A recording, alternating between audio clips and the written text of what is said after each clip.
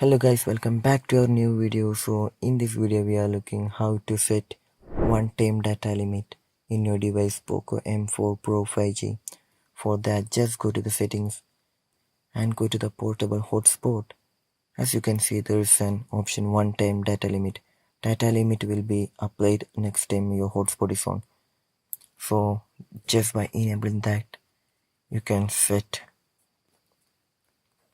you can set how much data should the person need. So turn off and notify, and you can customize it. So I hope this video was useful for you. So just do like, share, subscribe to our channel. Thank you.